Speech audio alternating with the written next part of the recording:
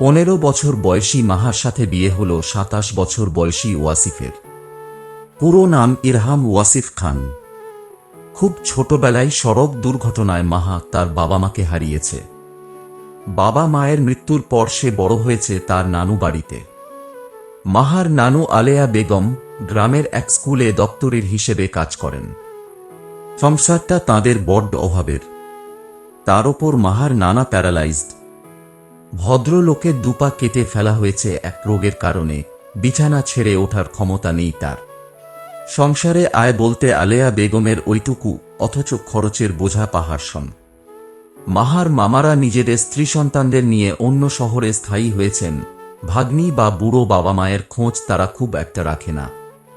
মাহার বাবা আইয়ুব খান ছিলেন ঢাকা শহরের এক অতি প্রভাবশালী ব্যবসায়ী আরাফাত খানের ছোট ছেলে। অভাবী ঘরের মেয়ে আশফিয়া বেগমকে ভালোবেসে ঘর ছেড়েছিলেন আইয়ুব। পরিবার সেই বিয়ে মেনে নেয়নি, সম্পর্ক ছেদ করেছিল চিরতরে। এমনকি আইয়ুব ও আশফিয়ার মর্মান্তিক মৃত্যুর পরও মাহার দাদার বাড়ির কেউ এক ফোঁটা চোখের জল ফেলতে বা লাশের মুখ দেখতে আসেনি। সম্প্রতি মাহার দাদা দাদি মারা গেছেন বছর দুয়েক হল। এখন তাঁদের সুবিশাল ব্যবসা দেখাশোনা করেন মাহার বড় চাচা জাবের খান এবং তাঁর ছেলে ওয়াসিফ খান। মেজ ফুফু রুবানা খান স্বামী সন্তান নিয়ে সুদূর আমেরিকায় স্থায়ী। মাহা সব বাচ্চাদের চেয়ে ছোটবেলা থেকে একটু অন্যরকম। তার ম্যাচিউরিটি নেই বললেই চলে। অবশ্য মানুষ তার আশেপাশের পরিবেশে যা দেখবে তা থেকেই কিছু শিখবে। অথচ 6 বছর বয়সী মাহা বাবা মায়ের মৃত্যুর পর যখন নানু বাড়ি থাকতে শুরু করল, তখন থেকেই আলেয়া বেগম মাহাকে ঘুরকুনো করে রেখেছেন। অসুস্থ স্বামীর সাথে মাহাকে রেখে তিনি কাজে যেতেন। ছোট বাচ্চাটি খেলার বয়সে একা একা ঘরের ভিতর থাকতে থাকতে কেমন যেন একগুঁয়ে হয়ে গেছে। বড় হয়েছে ঠিকই, তবে দুনিয়া সম্পর্কে মেয়ের জ্ঞান খুব কম বললেই চলে। সেদিন প্রতিদিনের মতো স্কুল থেকে কাজ শেষ করে ঘরে ফেরেন আলেয়া বেগম। দরজায় পা রাখতেই দেখেন ভেতরে অচেনা এক চেহারার পুরুষ ও এক নারী বসে আছেন। মাহা সেই সময় স্কুলে ছিল। আজ তার অর্ধবার্ষিকের লাস্ট পরীক্ষা চলছে। এবার ক্লাস 9-এ উঠেছে মেয়েটা। পরীক্ষা ছাড়া তেমন স্কুলে যায় না কখনো। আলেয়া বেগম নিজেও তেমন চান না মাহা বেশি পড়াশোনা করুক। কোনো মতে নাম মায় পড়াশোনা হলেই হল। তাই আলেয়া বেগম আজ একাই বাড়ি ফিরেছিলেন। অপরিচিতদের দেখে কিছুটা ইতস্তত করে আলেয়া বেগম জিজ্ঞেস করলেন, কে আমনেরা? এখানে কেন আইছেন? কোনো বিশেষ দরকার আছে কি? মুখে কৃত্রিম এক চিলতে হাসি ঝুলিয়ে ভদ্রমহিলা বললেন, আমি আয়েশা খান, আর উনি আমার স্বামী জাবের খান। আমরা আইয়ুবের বড় ভাই ও ভাবি।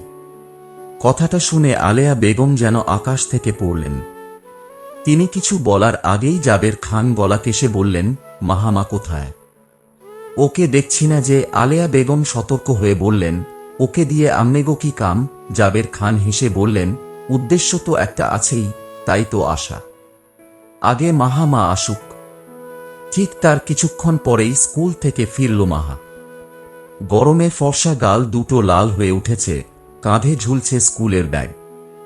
ঘরে ঢুকেই অচেনা মানুষদের দেখে তার মনে কৌতূহল জাগল।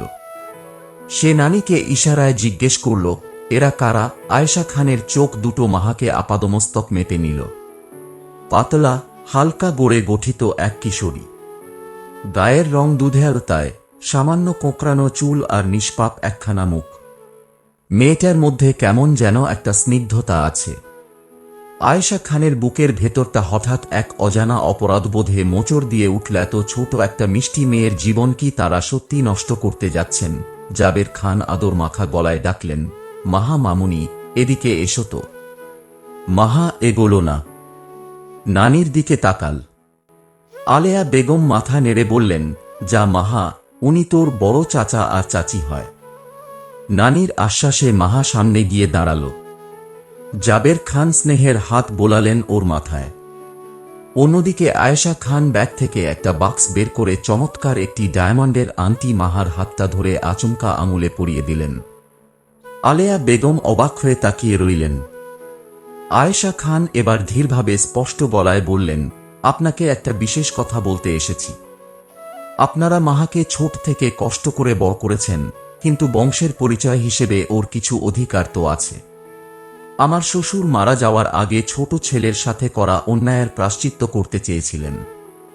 তিনি যখন জানতে পারলেন ওনার একটা নাতনি রয়েছে, তখন থেকেই ঠিক করেছিলেন মাহাকে আমার ছেলে ওয়াসিফের বউ বানাবেন। আমরা তাকে তখন কথাও দিয়েছিলাম, এখন আমরাও সেটাই চাচ্ছি। প্লিজ আপনি মানা করবেন না, মাহাকে আমরা ছেলের বউ করতে চাই। আলেয়া বেগম মাহার দিকে তাকালেন। মেয়েটা একদম চুপচাপ দাঁড়িয়ে আছে। আলেয়া বেগম মনে মনে হিসাব মেলালেন পক্ষাঘাতগ্রস্ত স্বামী, দারিদ্রতা আর মাহার খরচ, সব মিলিয়ে তিনি দিশেহারা। মাহা পড়াশোনায় একদম ভালো নয়, বয়সের তুলনায় এখনো অবুঝ আর সারাদিন খেলাধুলা নিয়ে থাকে। এমন মেয়েকে তো ভালো ঘরে বিয়ে দেওয়ার সুযোগ আর কখনোই আসবে না। তিনি দীর্ঘশ্বাস ফেলে বললেন, আমার কোনো আপত্তি নাই। আমনেগো ঘরের মেয়ে আমনেগো বাড়িতে যাইব, এতে আমি না করার কে? জাবের খান ও আয়েশা খানের মুখে স্বস্তির হাসি ফুটল। মাহা এসবের আগামাথা কিছুই বুঝতে পারছিল না, শুধু বড়দের জটিল কথাবার্তা শুনছিল। জাবের খান উঠে দাঁড়িয়ে বললেন, তাহলে এই কথাই রইল। কাল আমরা ঘরোয়াভাবে ছেলেকে নিয়ে এসে বিয়ে সম্পন্ন করে মাহা মামনিকে বাড়িতে নিয়ে যাব। আচ্ছা, আমনেগো যখন ইচ্ছা আইসা নিয়ে যাইয়েন, বললেন আলেয়া বেগম। তারা দুজনে এরপর বিদায় নিয়ে চলে গেল। তারা চলে যেতেই মাহা উৎসুক হয়ে নানির কাছে গিয়ে বলল, নানি, বিয়ে কি? আমার বিয়ে কেন হবে? আলেয়া বেগম ওর মাথায় হাত রেখে মিষ্টি করে বললেন, তোরে সুন্দর সুন্দর জামাকাপড় আর প্রতিদিন ভালা ভালা খাওন দেওয়ার জন্য বিয়ে দেব, যাতে তুই অনেক সুখে থাকতে পারোস। মাহা বিয়ের কোনো জটিল সমীকরণ বুঝল না। তার ছোট্ট মাথায় শুধু এটুকুই ঢুকল, বিয়ে হলে প্রচুর জামা আর মজার মজার খাবার পাওয়া যায়। ব্যাস, সেই খুশিতে লাফাতে লাফাতে সে বিয়েতে রাজি হয়ে গেল। গাড়ি ছুটে চলেছে ঢাকার উদ্দেশ্যে। হাইওয়ে পার হয়ে প্রাইভেট কারটির পেছনে বসে আছেন আয়েশা খান।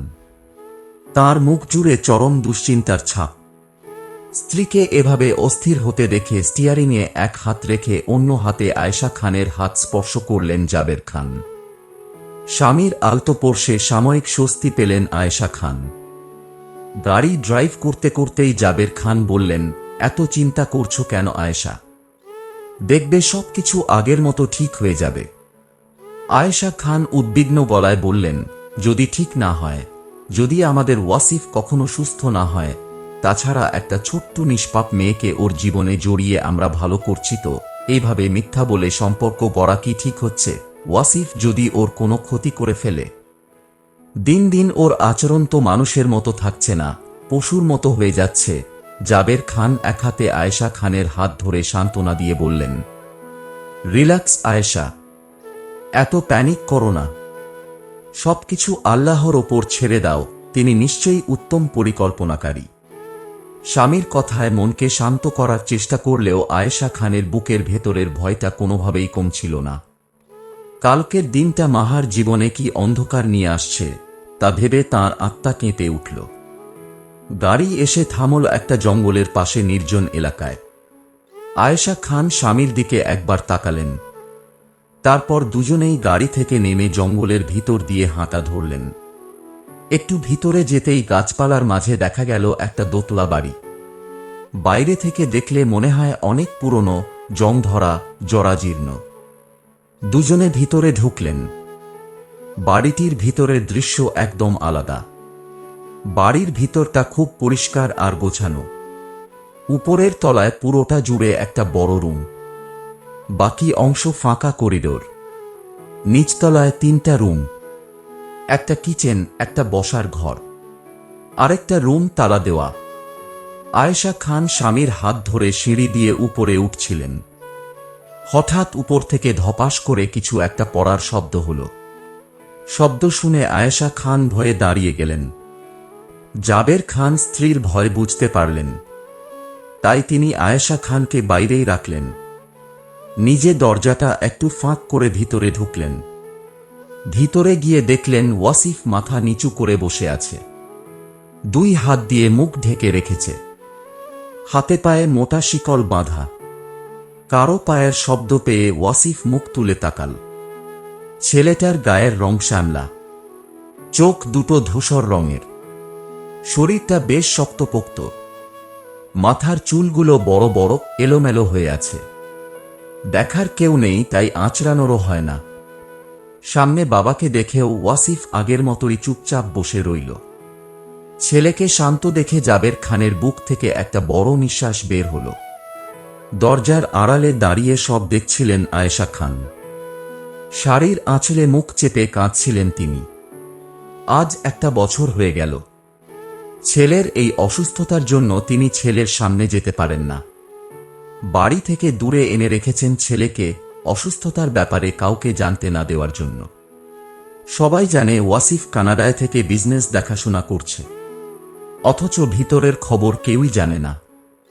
মেয়ে মানুষ দেখলেই ওয়াসিফ পাগলের মতো হয়ে যায়। মারতে আসে, ভাঙচুর করে, নিজের মাকেও সেখানে বাদ পড়ে না। কখনো উত্তেজিত হয়ে জ্ঞানও হারায়। ছেলের এই পাগলামি আর মানসিক অবস্থার জন্য দায়ী একটা মেয়ে। ওই মেয়েটাই ওনার ছেলের জীবনটা নষ্ট করে দিয়ে গেছে।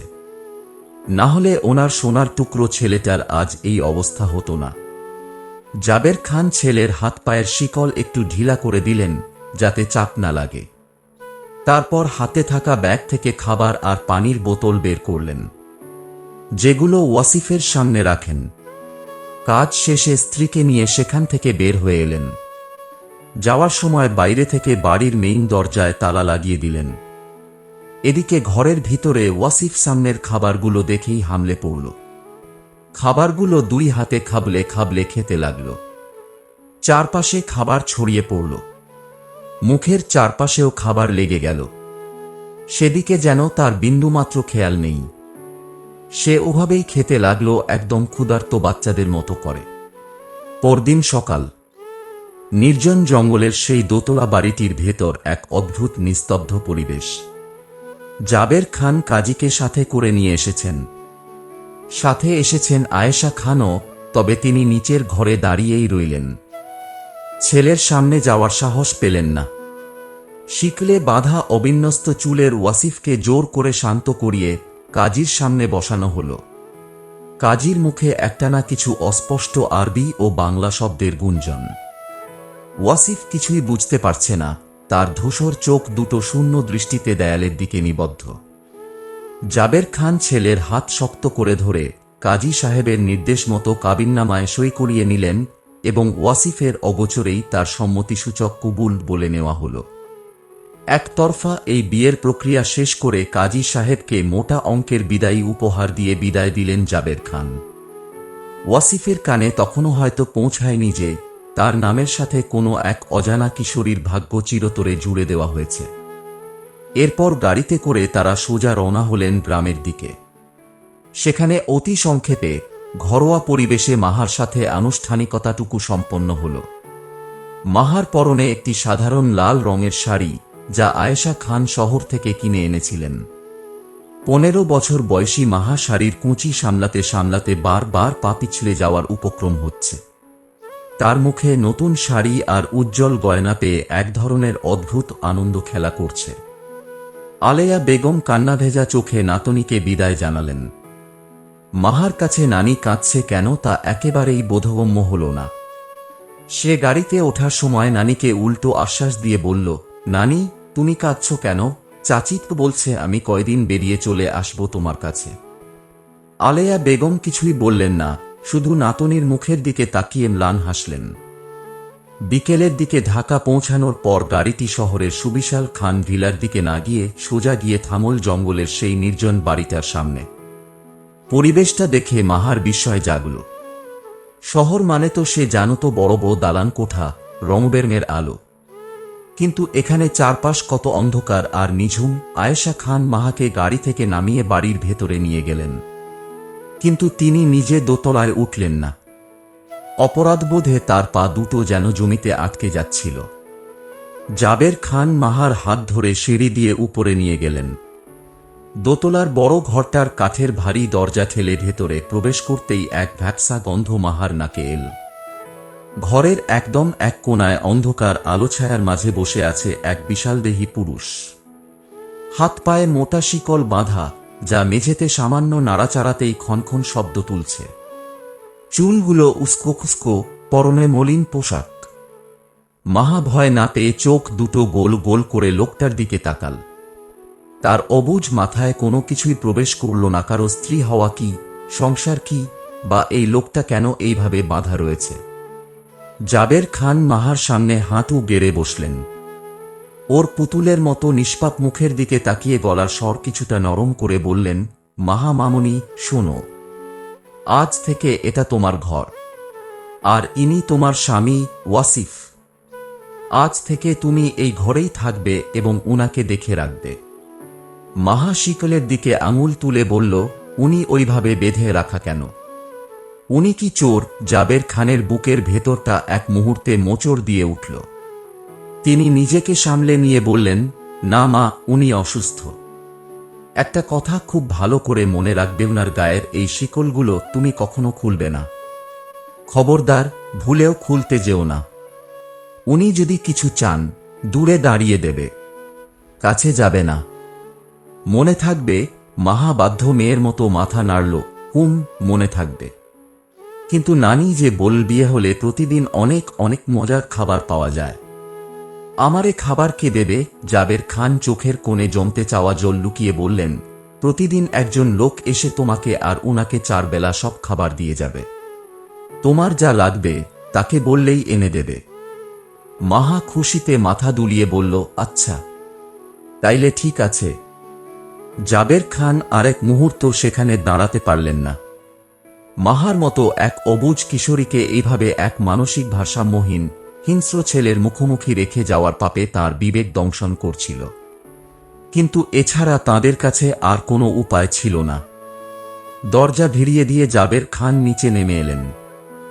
আয়েশা খান ততক্ষণে গাড়িতে উঠে ফুঁপিয়ে কাঁদছেন। জাবের খান গাড়িতে উঠে বসতেই আয়েশা খান কেঁদে উঠে বললেন, আমরা সত্যি কোনো পাপ করছি না তো? মেয়েটা যদি কিছু বুঝতে না পেরে ওয়াসিফের কাছে যায়, ওয়াসিফ যদি ওকে মেরে ফেলে? জাবের খান স্টিয়ারিং শক্ত করে ধরে বললেন, সব পথ বন্ধ ছিল আয়েশা। কোম্পানি বাঁচাতে হলে আর ওয়াসিফের এই রূপ সবার কাছে গোপন রাখতে হলে আমাদের কালকের মধ্যেই লন্ডন যেতেই হতো।